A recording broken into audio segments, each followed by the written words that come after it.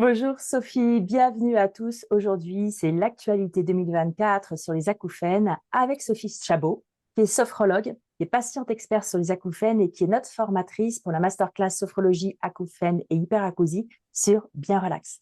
Et Sophie va nous présenter deux points. Le premier point qui concerne l'étude consacrée au coût des acouphènes en France qui a été présentée à la Journée nationale de l'audition en association avec France Acouphènes. Et puis, la deuxième partie sera les points abordés lors de la réunion du printemps de l'AFREPA. Tout ça, ça s'est déroulé dernièrement, le 12 mars et le 16 mars 2024. Donc, Sophie, premier point. Qu'as-tu appris dans cette journée nationale de l'audition 2024? Alors, bonjour à toutes et tous, ravie de vous retrouver. Je suis toujours en effet à l'affût des informations sur l'audition en général et principalement sur les acouphènes, puisque c'est la thématique qui m'est chère avec mon amie et consoeur Stéphanie Renaudin, bien sûr.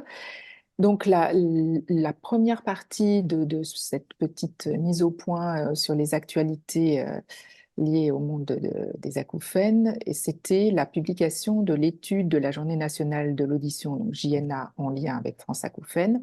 L'étude a eu lieu entre octobre 2023 et février 2024, et si vous le souhaitez pour avoir tous les détails, vous pouvez la consulter vraiment en totalité sur le site de la JNA, donc Journée nationale de l'audition. Et je mettrai le Alors, lien dans la légende.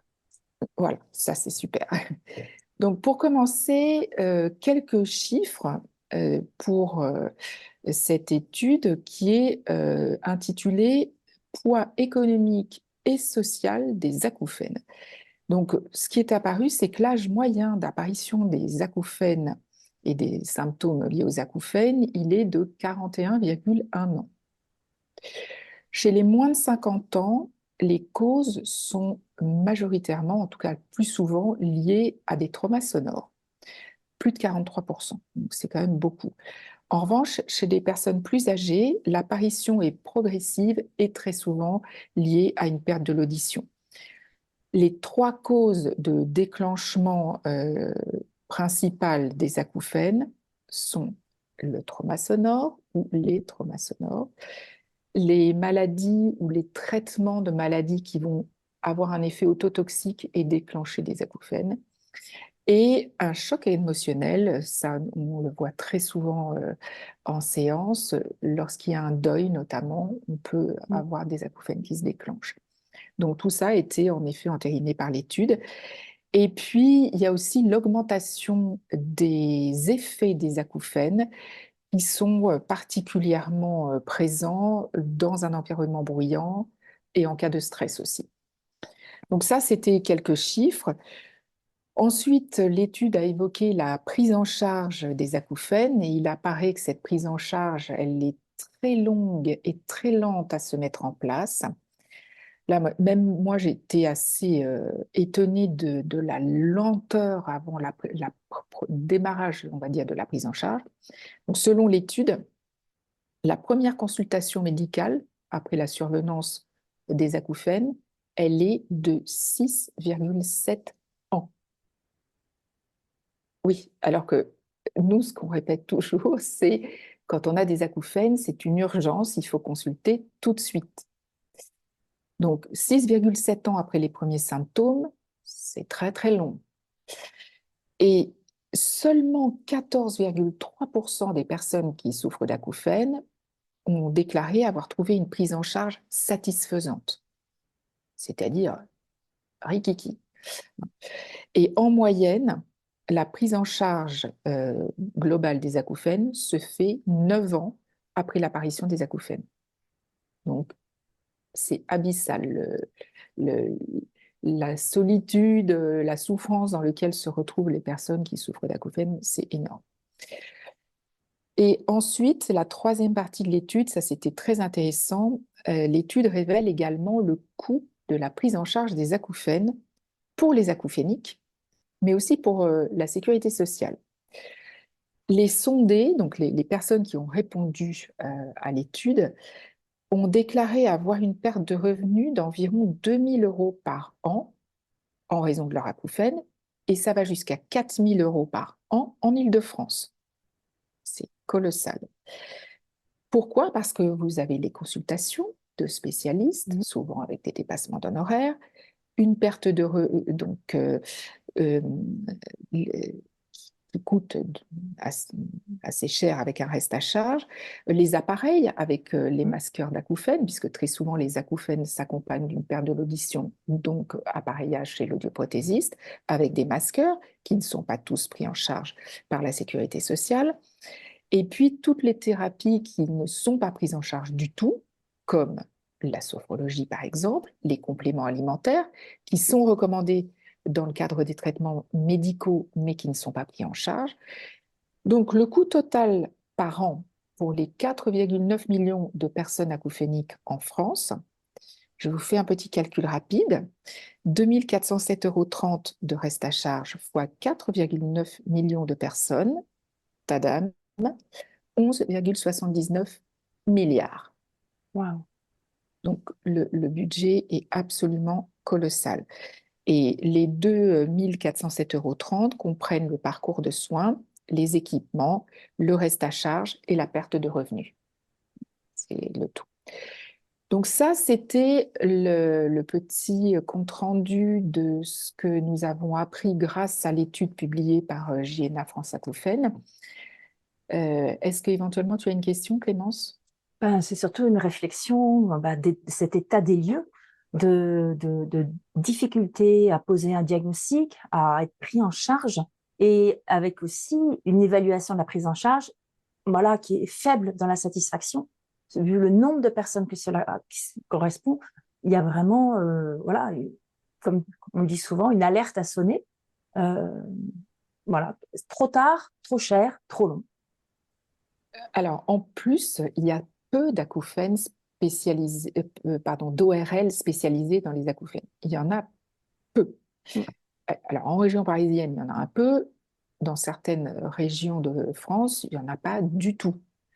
Et quand bien même on trouve des correspondants pour prendre rendez-vous, le délai d'attente est au minimum de 6 mois et ça peut aller jusqu'à 1 an. Or, on sait que lorsqu'on a des acouphènes, il faut consulter tout de suite. Donc, Ouais. c'est le serpent qui se mord la queue.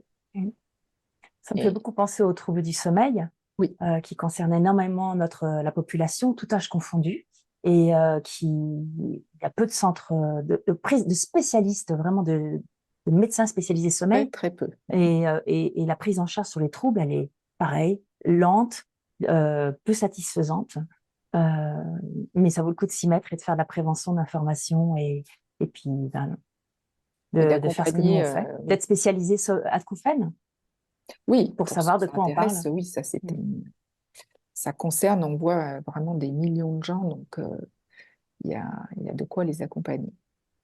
Alors, on passe à la deuxième partie pour. Exactement. Alors, Alors, la FREPA, tu dis, la journée de la FREPA. c'est un Dis-nous ce que c'est sigle, cet acronyme. c'est l'association des équipes pluridisciplinaires en acouphénologie. Mais je me trompe. Bon, Voilà, donc effectivement, le sigle est AFREPA. plus facile à retenir, peut-être. Exactement. Et donc, c'est toujours très intéressant. Là, on avait la réunion de printemps. Donc, il y a eu un certain nombre de thèmes qui étaient vraiment très, très ultra spécialisés et qui concernaient les audioprothésistes. Donc, ça, c'est pas mon domaine, donc je n'en parlerai pas, mais en tout cas, ça a été abordé avec des nouveautés, euh, des traitements, etc. Et ce que je voulais voir avec vous aujourd'hui, c'était 3 conférences qui ont été animées par 3 ORL différents. Alors, le premier sujet, ce sont les acouphènes subjectifs, donc les acouphènes qui n'ont pas une cause médicale qui peut être traitée, c'est l'immense majorité des acouphéniques, moi. Et donc, acouphènes subjectifs et réalité virtuelle. Donc ça, c'est le docteur Alain Landero, qui est à ORL à l'hôpital Georges Pompidou à Paris. Son protocole est en place déjà depuis quelques années, mais les études se poursuivent. Le matériel a été amélioré, le parcours également.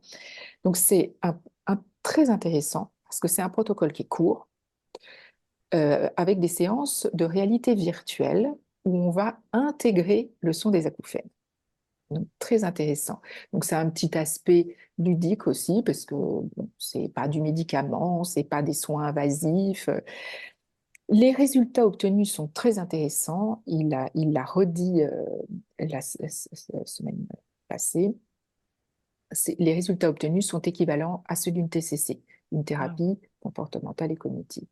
Donc, très intéressant.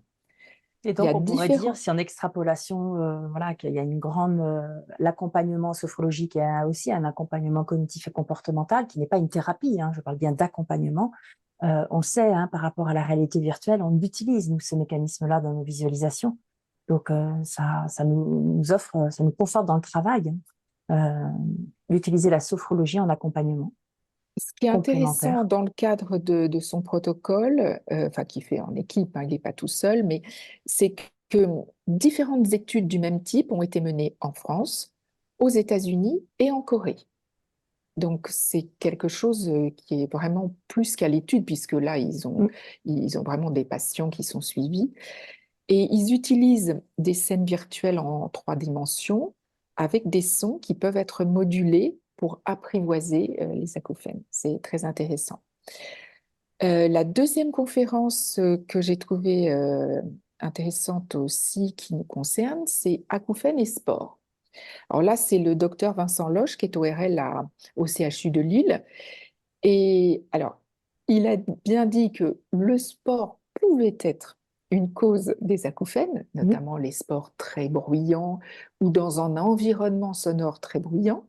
Bon, mais cette petite précaution oratoire posée, il a ensuite dit que généralement, le sport, en général, améliore les acouphènes. Mm.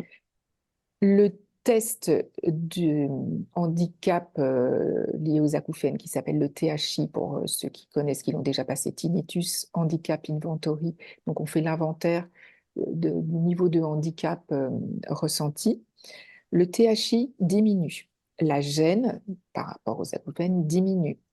La gêne par rapport aux acouphènes, oui, diminue. L'anxiété également diminue avec une pratique du sport, même Mm. quel que soit le type de sport, que ce soit une pratique douce, modérée ou un petit peu plus intense.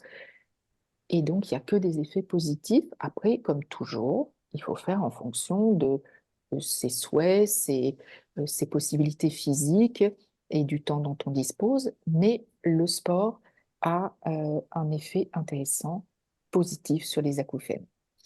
Et puis la troisième conférence, c'était les acouphènes et le trauma sonore. Là, c'était le docteur Marie-Josée Fraisse, qui est ORL à Paris et qui est l'une des cofondatrices de l'AFREPA. Alors, elle a fait un rappel sur la prise en charge en cas de trauma sonore. La phase aiguë, donc lorsqu'on vient d'avoir le trauma sonore, Mhm. c'est une urgence médicale. Mm. Déjà, ça ne faut pas l'oublier. Et donc, ce qu'elle recommande en phase 1, c'est la médication, parce qu'il faut soulager. Et là, en général, ça passe par des traitements, des corticoïdes souvent, et médication. Et puis ensuite, en deuxième phase, vient la prise en charge pluridisciplinaire. Hein, c'est ce qu'on évoque notamment dans notre masterclass avec des équipes pluridisciplinaires qui peuvent être plus ou moins euh, vastes avec différents intervenants. Donc d'abord, les personnes vont recevoir des conseils sur ce qu'ils peuvent faire et ne pas faire. On va évaluer aussi les acouphènes. Il va y avoir des Mm. tests qui vont pouvoir être passés.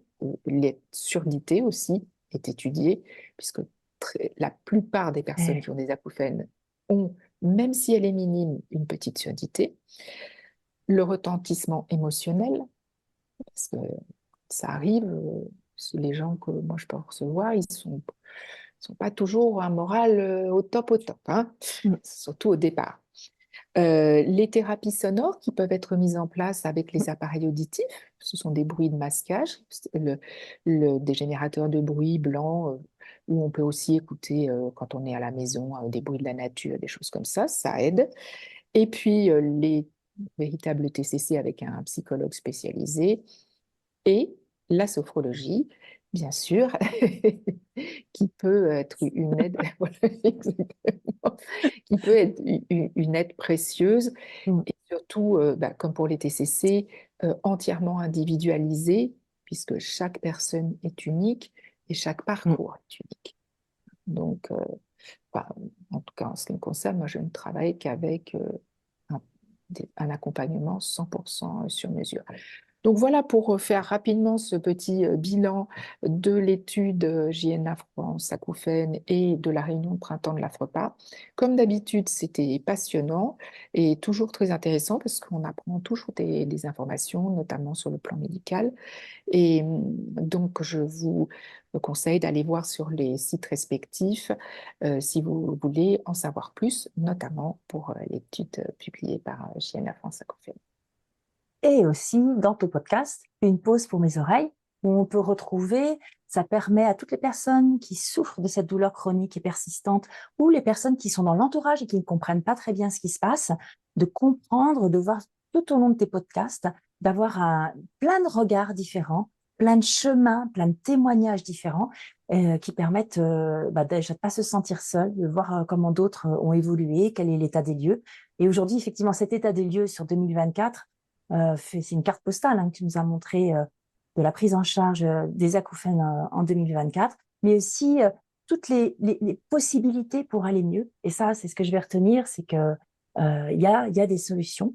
Oui, Et dans ta masterclass, sophrologie, acouphène, hyperacouphène, tu évoques aussi justement le travail en équipe pluridisciplinaire et tout à fait. l'apport et les séances de sophrologie, comment les prendre, les adapter à ces personnes qui souffrent d'acouphènes, puisqu'on ne peut pas faire peut-être exactement comme on fait classiquement parlant en sophrologie, on doit les adapter. Et ça, c'est quelque chose de très précieux que tu nous partages. Oui. Donc voilà. Merci. Et c'est pour ça aussi que j'avais voulu créer ce podcast, c'est pour que les gens ne restent pas seuls, puissent avoir des avis de patients experts, des médecins, des sophrologues comme Stéphanie et moi. Et puis, vous avez aussi la possibilité de faire des pratiques Mm. qui sont mises en ligne sur le podcast. Ouais. Bah, merci à tous et merci pour cette actualité 2024, Sophie. Merci et toujours ravie de partager sur cette thématique qui me passionne et qui me Alors, concerne aussi, hein, je précise. ouais. Pour ceux qui sont sur la chaîne YouTube, si vous voulez en savoir plus sur les actualités, sur nos spécialités, et puis aussi savoir comment est-ce que découvrir tout le potentiel de la sophrologie, n'oubliez pas de cliquer dans le petit carré rouge pour vous abonner à la chaîne et suivre nos prochaines vidéos. À À bientôt! bientôt!